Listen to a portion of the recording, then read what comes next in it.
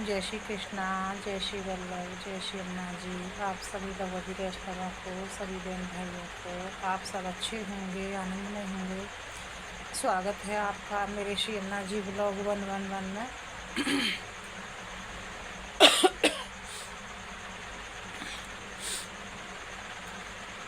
प्रभु सबको खुश रखे, हम सबको ठाकुर जी सद्बुद्धि दें और हम सही मार्ग पर चलें। बस यही प्रभु से कामना है।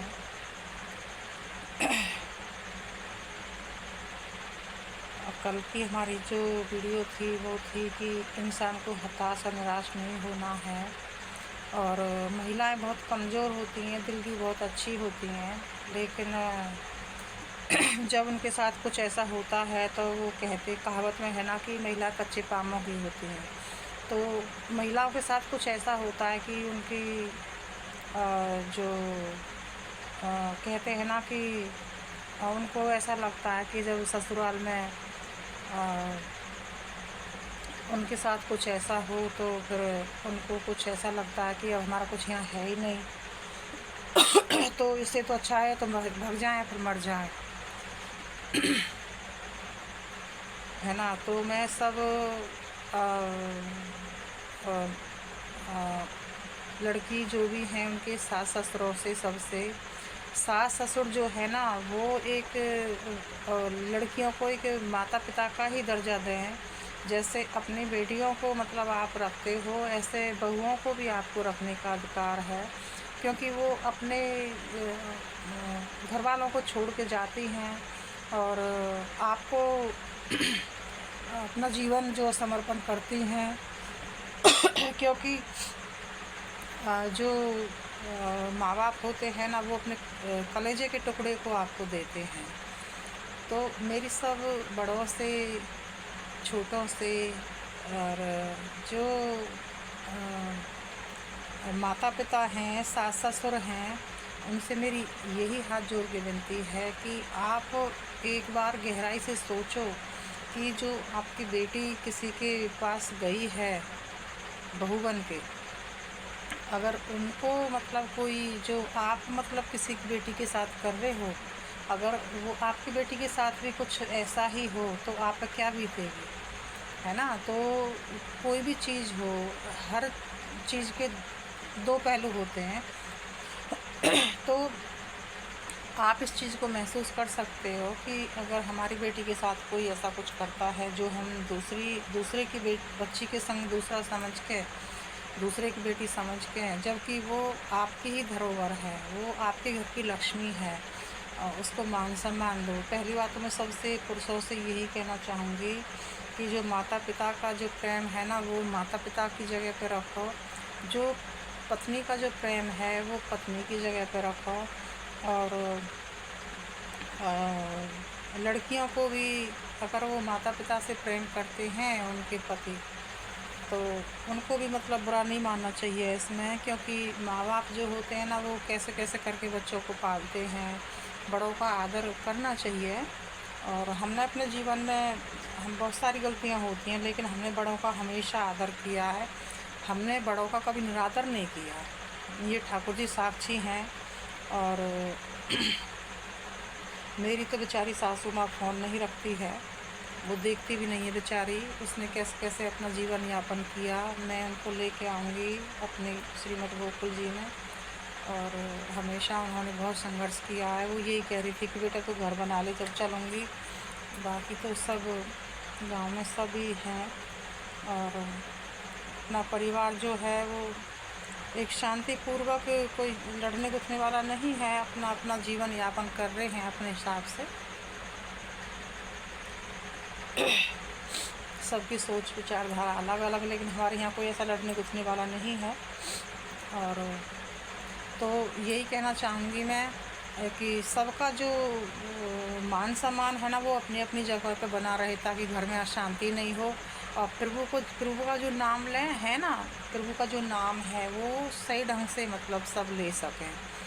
तो प्रभु का नाम तो जब भी थोड़ा सा स्मरण जो है, स्मरण शक्ति जो है वो जब भी बढ़ती है जब घर में शांति रहती है। कलह कलेश में तो प्रभु का नाम जो है बहुत असंभव है, मेरा स्वयं का अनुभव है ये। और सभी एकजुट होकर अपने प्रभु की सेवा की अनुकूलता नहीं है तो घर में श्रीमद् भागवत जी रखें और भक्तमाल जी रखें, ताकि उनके दर्शन करके और उनको दंडवत प्रणाम करके आप अपने सुबह के कार्य को शुरू कर सकते हो। तो घर में भक्तमाल जी और श्रीमद् भागवत जी तो होनी चाहिए, गीता जी, ताकि अगर सेवा नहीं है तो कुछ ना कुछ तो शास्त्र अपनी होनी चाहिए। तो उनके दर्शन, उनको दंडवत प्रणाम करके आप अपने सुबह की जो शुरुआत है वो अच्छे से कर सकते हो। सबसे मेरी यही, जो मेरी इस वीडियो को देखते हैं उनसे मैं बस यही हाथ जोड़ के विनती करती हूँ कि कैसे भी करके अपना जो जीवन की जो लाइफ है उसको हम अपने अगर इस तरह से शुरू करें तो अवश्य ही उसमें हमें लाभ मिलता है। क्योंकि मैं किसी की कही सुनी नहीं कहती हूँ, जो स्वयं मैंने जो अनुभव किया है और जो जिया है बस वो ही कहती हूँ मैं सबसे। और ऐसे ऐसे परम भगवती हैं कि जो उनका स्वरूप पहचानना बहुत मुश्किल है और पहचान ही नहीं सकते अपन, और बहुत मुश्किल है। वो ऊपर से आपको कुछ वैसे दिख रहे होंगे। भक्तमाल जी में मैंने सुना है कि स्वयं ठाकुर जी शायद जाते थे और किशोरी जू भेजती थी, नहीं किशोरी जू ने किसी भक्त को भेजा था कि जाओ तुम और वहाँ से लेके आओ। और कुछ मतलब कि वो भक्त जो होते हैं ना मन के अच्छे होते हैं, लेकिन स्वभाव ऊपर से स्वभाव ऐसा दिखाते हैं कि हम भक्त हैं ही नहीं। तो काफ़ी समय हो गया जब मैंने कुछ सुना था ऐसा, तो उसमें मतलब उन्होंने इतनी सारी उनको डंडा लेके पड़े ऐसा कुछ वो दिखाया। तो उन्होंने कही कि लाडली जू आपने मुझे कहाँ भेज दिया, कि तुम्हें नहीं पता वो मन के बहुत अच्छे हैं। बरसाना की कथा है ये, सत्य कथा। तो लाडली जो है अपनी किशोरी जो, वो सब भक्तों का जो स्वरूप है वो पहचानती हैं, वो अंतर्यामी हैं। अपना युगल स्वरूप जो है वो सबके हृदय के स्वामी है, वो सब जानते हैं कि किसी के मन में क्या चल रहा है। उनसे कोई छल कपट कर नहीं सकता है और कोशिश भी ना करने की। तो संसार को ही अपन चूतिया बना सकते हैं, लेकिन प्रभु को चूतिया अपन नहीं बना सकते हैं, असंभव है ये। तो मैं महिलाओं से, बेटियों से मैं यही कहना चाहूँगी, कल भी मैंने यही बोला था कि आपको हताश निराश नहीं होना है और मरने की तो चेष्टा करनी नहीं चाहिए। ऐसी बूढ़ी बूढ़ी महिला जो हैं वो बताओ सुसाइड कर लेती हैं, आत्महत्या कर लेती हैं। आत्मा की तो खैर हत्या होती नहीं है, ये तो एक शब्द बोला जाता है। आत्मा तो सदा अमर है, शरीर मरता है। ये शरीर जो है ये मुक्ति का द्वार है, इसको हम नष्ट करके बहुत बड़ी भूल करते हैं। अपन ने भी की थी, बहुत बड़ी गलती की थी, एक बार नहीं कई बार की थी। हे प्रभु क्षमा कर देना प्रभु, आपने मुझे, मैं आपकी हमेशा आभारी रहूँगी कि आपने मुझे बचा लिया। और माँ बाप का आशीर्वाद, गुरुजनों की कृपा। हताश निराश होने की आवश्यकता नहीं है। और आप अच्छी जो वीडियो है वो सर्च करके देख सकते हो कि ऐसा जीवन यापन कर रही हैं, आनंद की ज़िंदगी जी रही हैं। और अवश्य ही इंसान को प्रभु के लिए निकलना चाहिए। तो ये तो देखो, जितना इसमें संसार में फंसते हैं ना उतना फंसते ही जाते हैं, और जब निकल जाते हैं ना तो सिर्फ एक ही चीज़ रहती है कि प्रभु हमें जिम्मेदारी से कब पूरी करोगे आप, हम कब मतलब पूरा जो समर्पण है ना वो तो जिम्मेदारियों के बाद ही होता है। क्योंकि कुछ ना कुछ झमेले जो है ना वो लगे ही रहते हैं, कभी कुछ। तो इंसान ना चाहते हुए कभी कभी झूठ भी बोलना पड़ जाता है। स्वयं ये मेरा खुद का अनुभव है। हम नहीं भी चाहते हैं तो भी मतलब कभी कभी हमें झूठ, ऐसी छोटी छोटी बातों पर झूठ बोलना पड़ जाता है। तो मैं बहुत अंदर से एक गिलानी फील करती हूँ कि हम क्या छोटी छोटी चीज़ों पर झूठ बोलते हैं, और कोई ना कुछ झूठ बोलने वाली चीज़ है उस पर भी हमें झूठ बोलना पड़ जाता है, कभी कभी दुकानदारी में भी झूठ बोलना पड़ जाता है। तो इसलिए प्रभु से क्षमा प्रार्थी मांगे कि कृपानाथ माफ़ करना। और हाँ, पर ये है कि प्रभु इन चीज़ों को माफ़ कर देते हैं, क्योंकि उनके हवाले जब अपने जीवन कर दिया है, जैसा वो रखे वैसा रह लेंगे, जैसा वो चाहे वैसा होगा, उनकी वो जाने। अपन तो ये है कि बस यही विनती है कि प्रभु जनमानस का कल्याण करना, हमको सुबुद्धि देना, ताकि हम आपकी कृपा से ही सनातन की रक्षा हो सकती है प्रभु। बाकी तो कलयुग बढ़ रहा है, इस कलयुग में जो मानवता है वो जिंदा मतलब जिसके अंदर रहेगी वो ही मानस कहलाने के लायक है, नहीं तो फिर राक्षस के बराबर है। राक्षस तो देखो सतयुग में भी रहे हैं, त्रेता युग में भी रहे हैं, वो तो युगों युगों में रहते हैं। आज तो ज़्यादा ही है, आज तो कमी है ही नहीं, आज तो बहुत ज़्यादा है।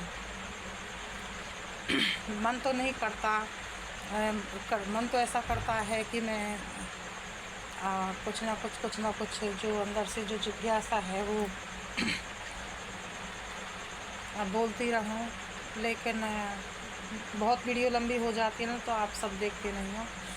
इसीलिए मेरी बेटियों से, बहनों से जो मेरे बराबर की हैं, बड़ी हैं, छोटी हैं, जो अपनी बच्ची के समान हैं, उनसे यही कहना चाहूँगी, अगर वो ससुराल में है और बहुत दुखी हैं तो या तो वो प्रभु की शरण पकड़ लें। अपनी बच्ची से भी मैंने यही कहा है। मेरी बेटी का आज क्या बताऊँ मैं, बहुत दिमाग ख़राब है और मैं बता नहीं सकती। सारी कुछ चीज़ ऐसी होती हैं, बहुत ज़्यादा दिमाग ख़राब है मेरा।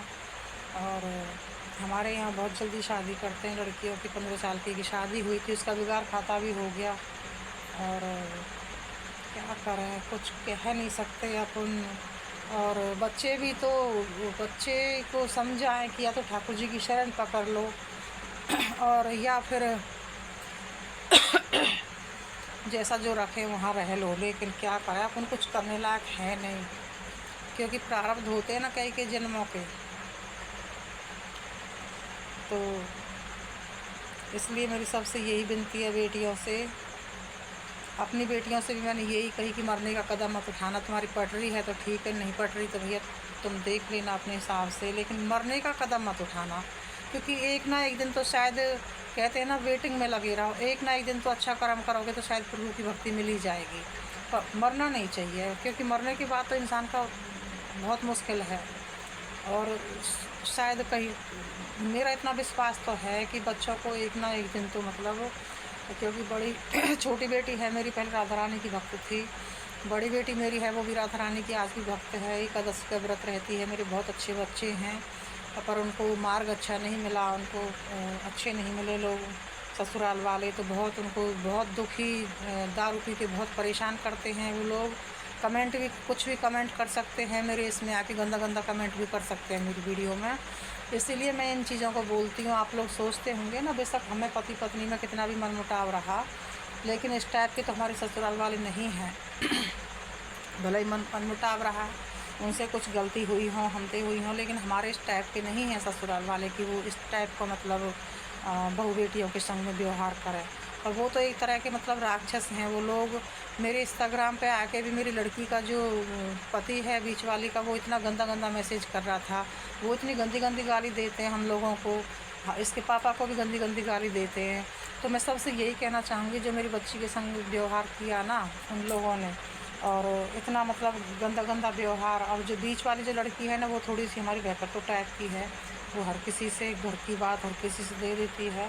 बाकी तो वैसे अच्छी है, मतलब पैसे वैसे बचाने में, करने में, चलाने का थोड़ी कुछ चीज़ ऐसी हैं कि जो उसके अंदर कमी है, पर फिर भी कुछ भी सही जैसा भी है उसका पति निभा तो रही है ना वो।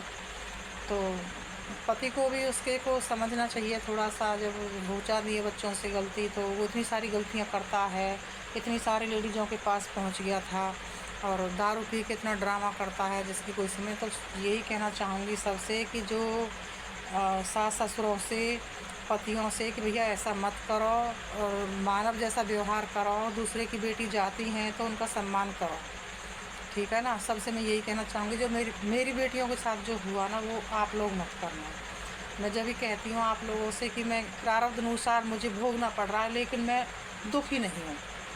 बस थोड़ा सा एक माँ की थोड़ी ममता तो होती है ना, तो इसलिए फ़र्क पड़ता है। आज मेरी छोटी बेटी का डाइवोर्स हो गया, तो भी मैं आज प्रभु की कृपा से निराश नहीं हूँ, क्योंकि रोज़ रोज़ फ़ोन आते थे। डाइवोर्स की 7 साल से धमकी दे रहा था। लड़की ने उसके संग में 6.25 साल काटे, कोई कदर नहीं, ऊपर से बदनाम करना, ये करना वो करना। अब उसकी ज़िंदगी वो जिए। बिगाड़ने वाला भी एक आदमी होता है अक्सर, है ना। बहुत से देवता इंसान होते हैं, वो बेचारे बना भी देते हैं, ऐसी बात नहीं है। अच्छे इंसान भी हैं, सबको हम गलत नहीं कह सकते हैं, ठीक है। तो मैं आती हूँ कल एक नई वीडियो में। तो जब तक के लिए जय श्री कृष्णा, राधे राधे। आप सब खुश रहें, आनंद में रहें। हम सबको ठाकुर जी सद्बुद्धि दें, सबको सद्बुद्धि दें ठाकुर जी। प्रभु सनातन की रक्षा करना। बहुत लंबी हो गई है वीडियो, और मुझे सपोर्ट किया करें आप लोग, तो मुझे अच्छा लगेगा। जय श्री कृष्ण।